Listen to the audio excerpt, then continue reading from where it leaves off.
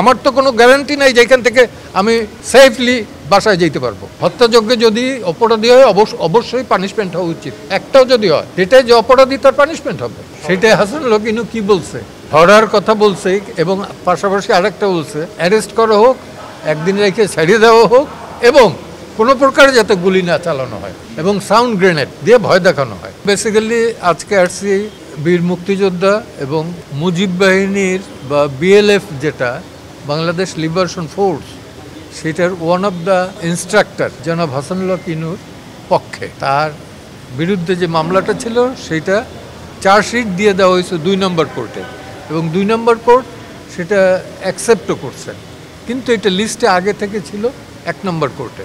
তো সেই কারণে আমরা আমাদের এটা যেটা ছিল প্রসিকিউশনেরও একই কথা ছিল, যেহেতু ওই কোর্টে অলরেডি এটা সাবমিট হয়ে গেছে এবং অ্যাকসেপ্টও করে নিছে, তো দ্যাটস ওয়াই এইখান থেকে তাকে ডিসচার্জ করা হোক এবং ডিসচার্জ করে দিছে। আমরা আগামীকালকে থেকে আবার ২ নম্বর কোর্টে ২ নম্বর ট্রাইব্যুনালে এই মামলাটা হবে। আপনি কি এই অডিওটা শুনছেন আপনি নিজে?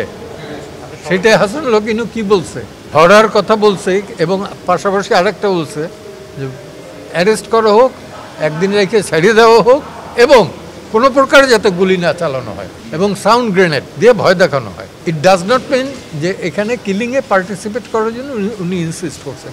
তো সরকার যে থাকবে সেই করবে না। আমার কাছে ভিডিও না, তখন তো ভিডিও ছিল না। 92-তে যখন গণ আদালতের করি, doctor Kamal Hossain, barrister Amirul Islam, barrister Shawkat Ali Khan, barrister Shafiq সহ যখন এইখান থেকে মিছিল বের করি, পুলিশে তো লাঠিচার্জ করছে।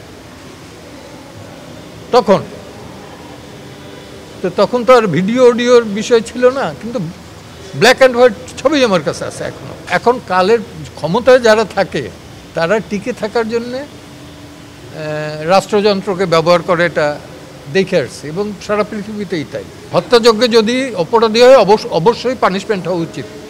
হত্যায় যে কোনো হত্যা একটাও যদি হয় সেটাই যে অপরাধী তার পানিশমেন্ট হবে, কিন্তু প্রমাণ করতে হবে, গায়ের জোরে না।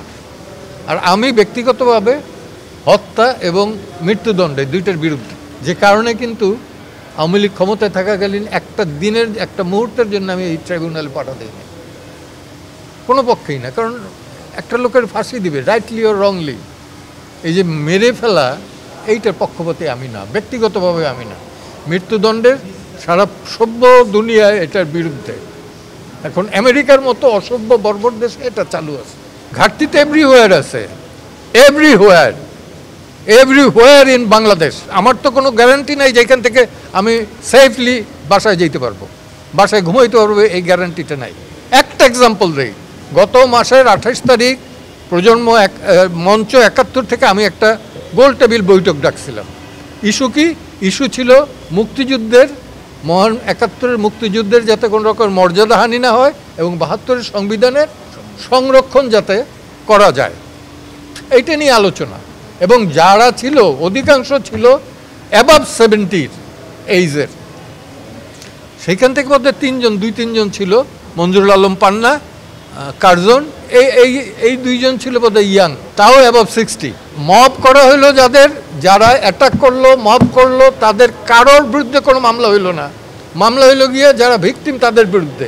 সো এই আইনের প্রতি, এই অ্যাডমিনিস্ট্রেশনের প্রতি আমার শ্রদ্ধা থাকবে কোত্থেকে? সঠিকভাবে না, বেঠিকভাবে চলতেছে, রাইট? কোনো ভাগ রেখে কথা বলছে, বেঠিকভাবে চলতেছে, উল্টাভাবে চলতেছে। এখানকার তো রাষ্ট্রের কি বাইরে? এটা কি বাংলাদেশের বাইরে?